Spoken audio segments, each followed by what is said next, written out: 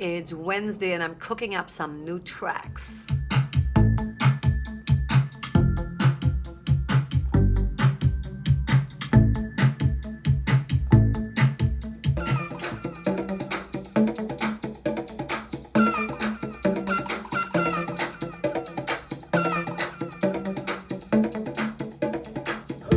Yep, Nexus, lots of Nexus going on here, and Omnisphere obviously.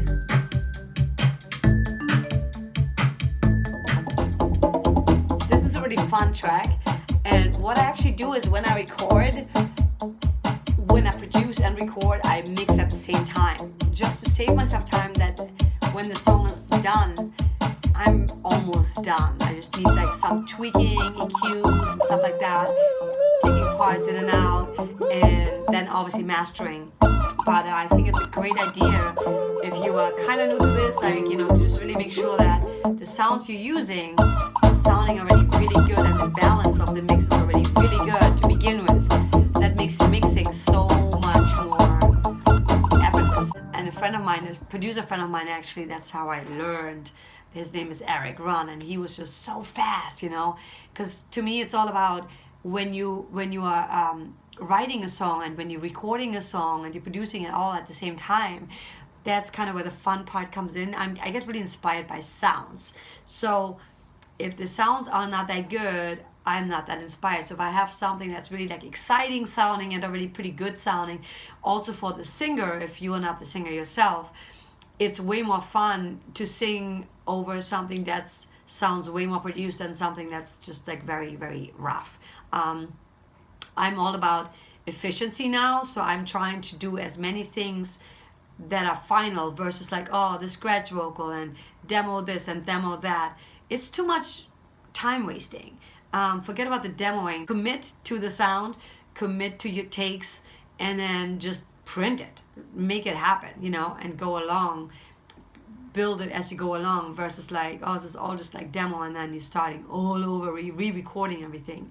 I'm not a fan of that. That's not how I work. I like to work fast and efficient and commit, which is, that was one of the hardest things for me to learn. But commit to the sound, commit to the song, and also at the very end, just let the song go. If you're just nitpicking over every little frequency in your song, in my opinion, I think that's a waste of time. While you could already like release the song, have the world hear the song, and then move on to your next project versus like have all these songs.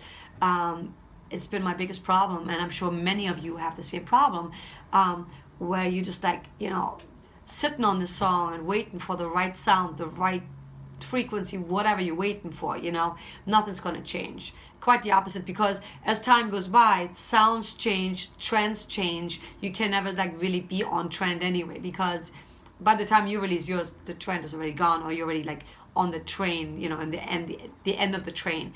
You don't want to be that person. You want to be either sounding completely unique or do some sound like for film and TV, but as an artist, do your own unique thing, you know, so that you bring something fresh to the table versus sounding just like everybody else.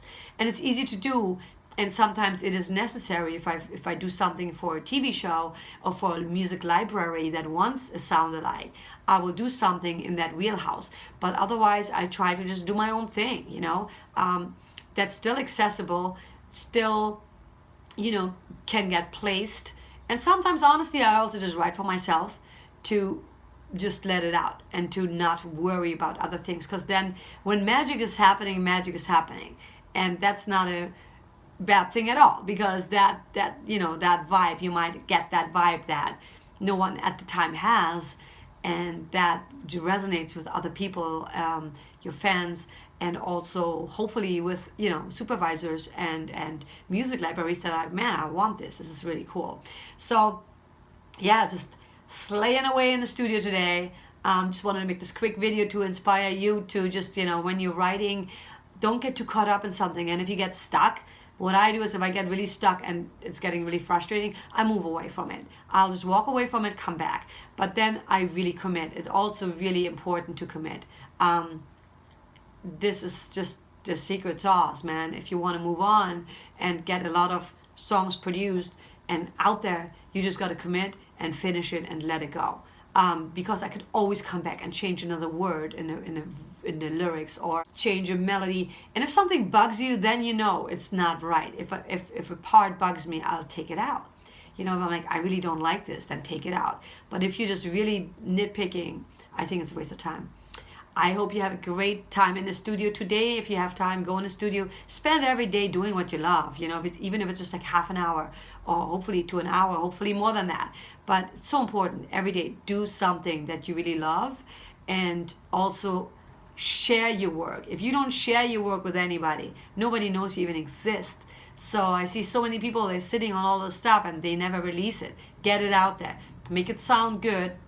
If you're not good at producing, you know, hit me up and or hit someone else up, like collaborate with somebody or hire someone and just get it done. You know, don't try to do it all yourself at all times. I just learned it.